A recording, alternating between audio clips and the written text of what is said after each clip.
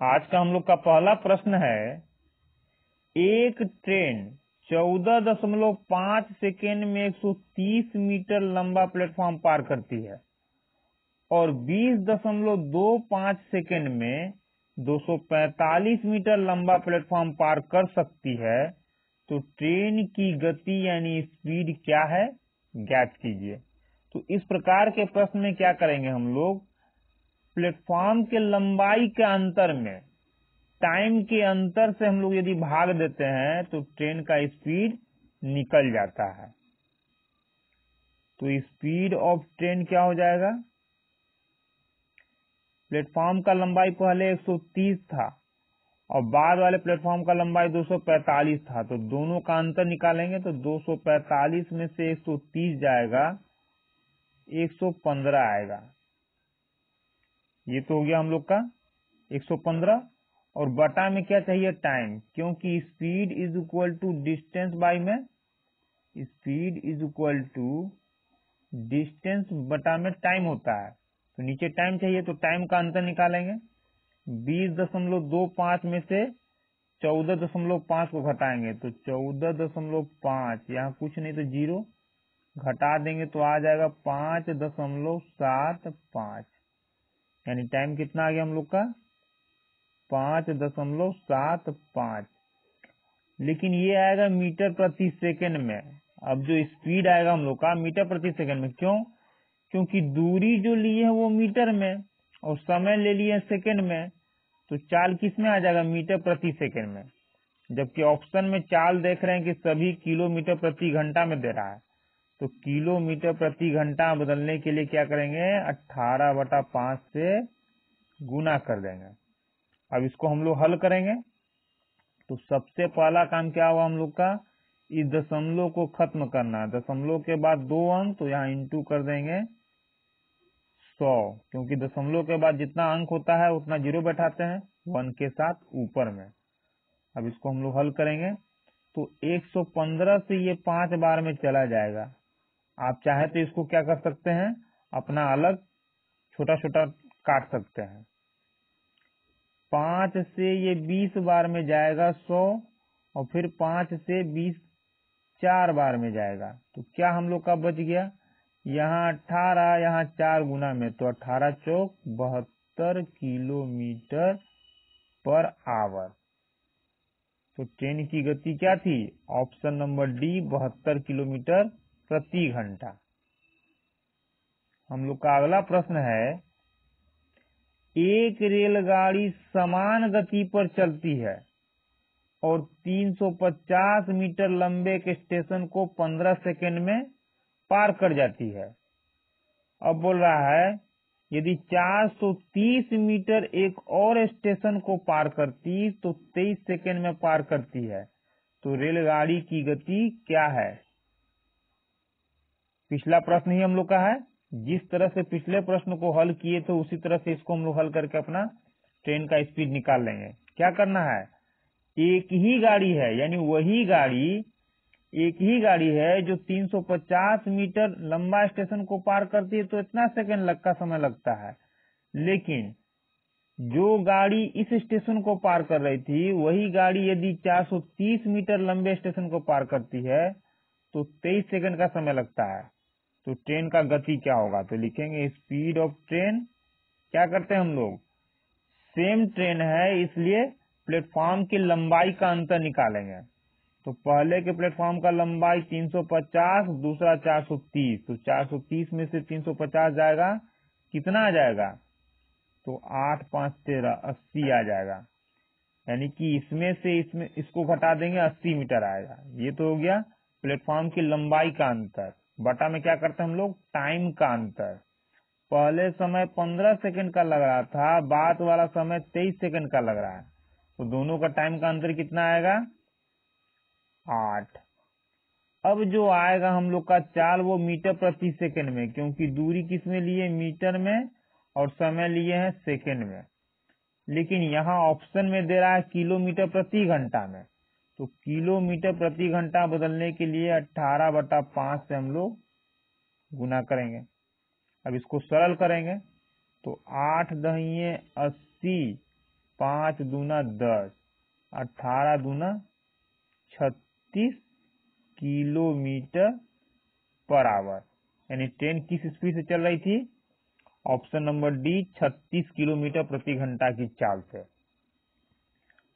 हम लोग का अगला प्रश्न है, 200 मीटर लंबी ट्रेन 300 मीटर लंबे पुल को 30 सेकंड में पार कर जाती है। 150 मीटर लंबे प्लेटफॉर्म के बीच में खड़े एक व्यक्ति को पार करने में इसे कितना समय लगेगा? क्या बोल रहा है? दोनों मामलों में गति समान है। किसकी गति? ट्रेन की गति। पूछ क्या रहा हम लोग से कि कितना समय लगेगा? तो समय बराबर क्या जानते हैं हम लोग? समय बराबर होता है दूरी बटा में चाल, यानी डिस्टेंस बाई स्पीड। यानी यही दो चीज हम लोग के पास होगा तो समय हम लोग निकाल सकते हैं। अब समय कैसे निकालेंगे? तो सबसे पहले तो समय निकालने के लिए दूरी होना चाहिए, और दूरी है कितना ये देखना होगा।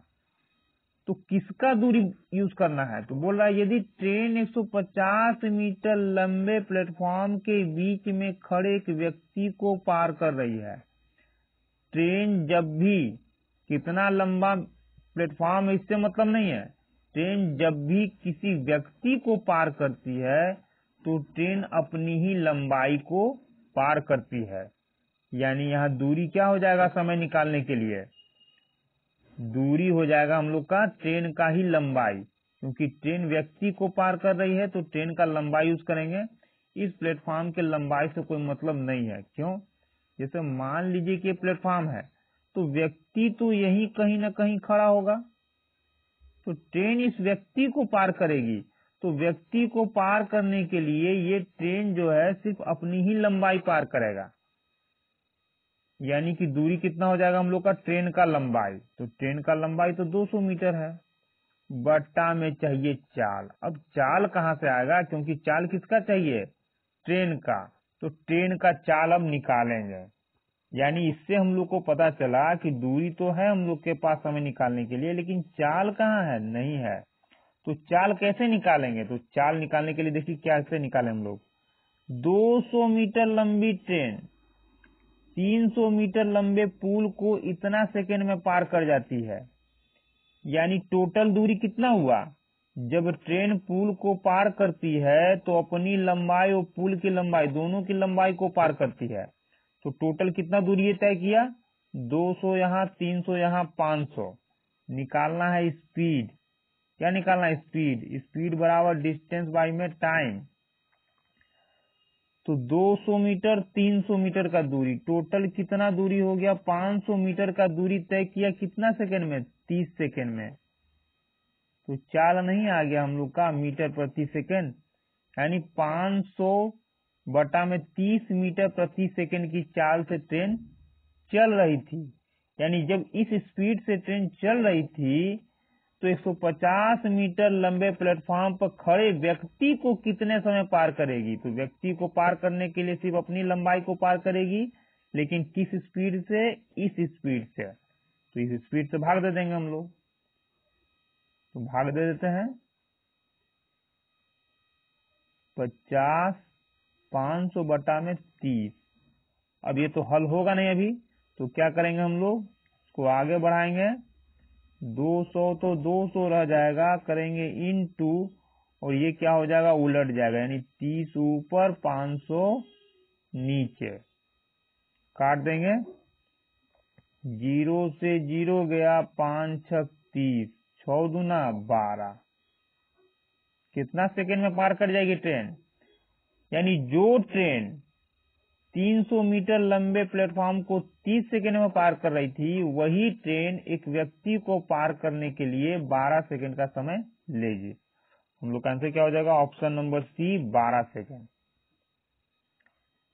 हम लोग का अगला प्रश्न है, 54 किलोमीटर प्रति घंटे की चाल से चल रही एक रेलगाड़ी एक प्लेटफॉर्म को और प्लेटफॉर्म पर खड़े एक व्यक्ति को 36 सेकेंड और 20 सेकेंड में पार करती है, तो प्लेटफॉर्म की लंबाई क्या होगी? यानी कि सिर्फ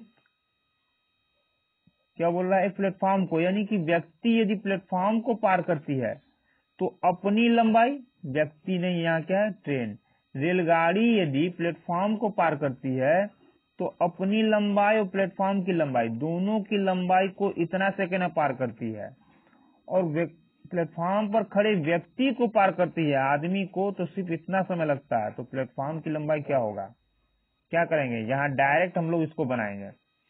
प्लेटफॉर्म का लंबाई इज इक्वल टू क्या हो जाएगा हम लोग का, ट्रेन की चाल, लेकिन ट्रेन का चाल किसमें होना चाहिए, दूरी मीटर में दे रहा है, तो ट्रेन का चाल जो है वो किलोमीटर प्रति घंटा से मीटर प्रति सेकंड में कन्वर्ट करेंगे, यानी बदल देंगे। 5/18 से गुना करेंगे, ये मीटर प्रति सेकंड में आ गया। निकालना है प्लेटफॉर्म का लंबाई। जब भी प्लेटफॉर्म का लंबाई निकालना हो तो रेलगाड़ी और प्लेटफॉर्म दोनों की लंबाई को पार करने में जितना समय लग रहा था उसमें से हम लोग क्या करेंगे, सिर्फ ट्रेन की लंबाई को पार करने का समय घटा देंगे, तो जो आएगा प्लेटफॉर्म की लंबाई का आएगा। यहाँ समझ लीजिए, प्लेटफॉर्म प्लस ट्रेन दोनों को पार करने में 36 सेकंड का समय लगता है, और प्लेटफॉर्म पर खड़े व्यक्ति को, जब कोई ट्रेन व्यक्ति को पार करती है तो वो अपनी ही लंबाई को पार करती है, तो सिर्फ ट्रेन की लंबाई को पार करने में 20 सेकंड का समय लगता है। यानी दोनों का अंतर निकालेंगे तो ट्रेन से ट्रेन का समय खत्म हो जाएगा। जो आएगा यहाँ वो किसका आ जाएगा, वो आ जाएगा हम लोग का, यानी कि प्लेटफॉर्म को पार करने में 16 सेकंड का समय लग रहा था, तो निकाल लेंगे हम लोग। यहाँ समय यूज करेंगे प्लेटफॉर्म का, तो लंबाई भी प्लेटफॉर्म का आएगा।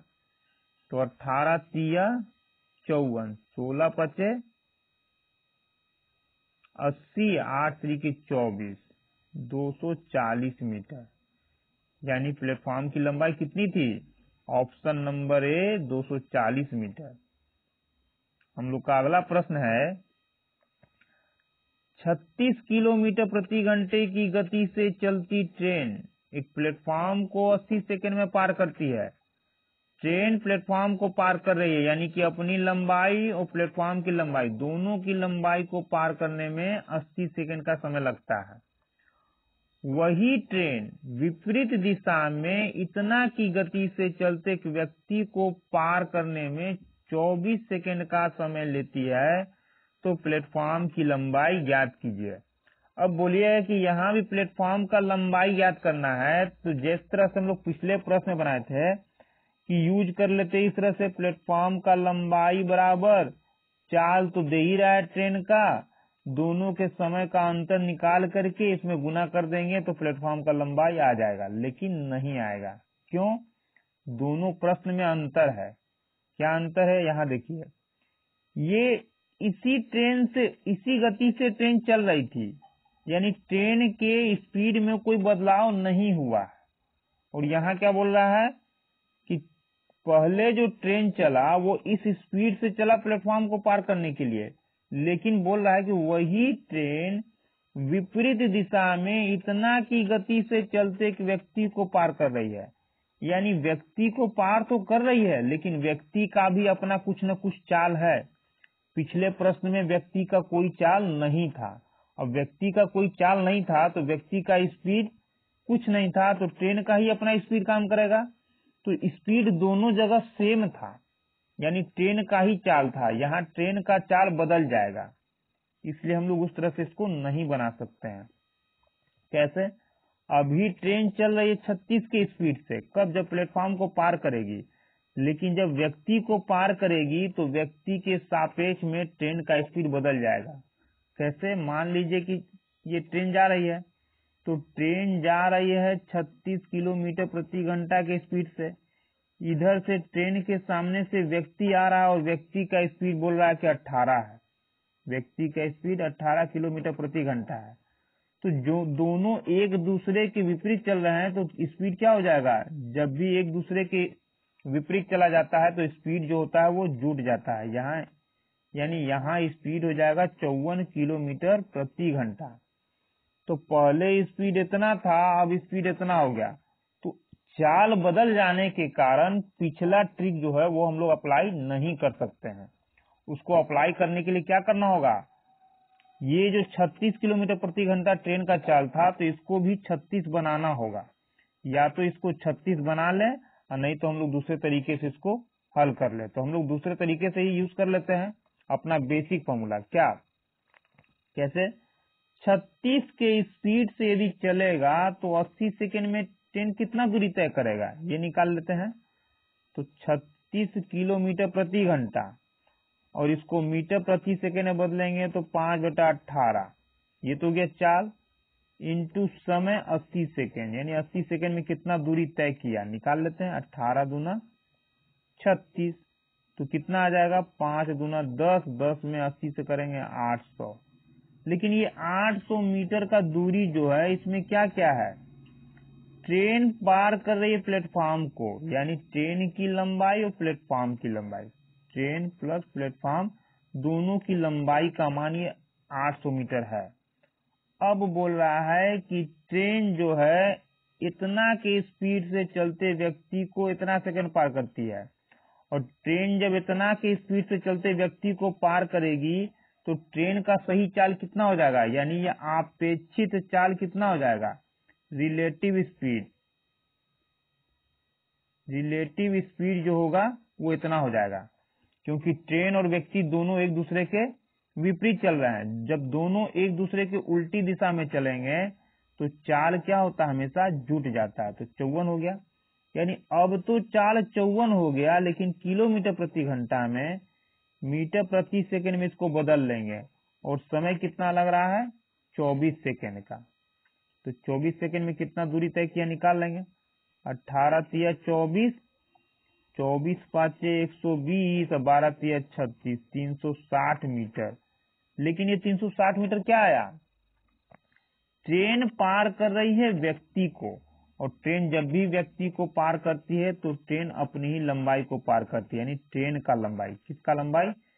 ट्रेन का लंबाई। ये भी ट्रेन का लंबाई, ये प्लेटफॉर्म का लंबाई। यानी 800 मीटर में 360 मीटर तो ट्रेन का लंबाई है, तो 800 में 360 को घटा देंगे तो प्लेटफॉर्म का लंबाई नहीं आ जाएगा, तो घटा देते हैं हम लोग। तो 0,4 बचा 7, तो कितना हो जाएगा? 4, यानी 440 मीटर क्या था? प्लेटफॉर्म का लंबाई था। इसको हम लोग डायरेक्ट भी बना सकते हैं, लेकिन इसके लिए आपको अगले क्लास में बताया जाएगा। कमेंट कीजिए, यदि जानने का मन है तो कमेंट कीजिएगा, इसको अगले क्लास में ट्रिक से बता दिया जाएगा। तो हम लोग का आंसर क्या हो गया था यहाँ? Option number B, 440 metre platform की लंबाई।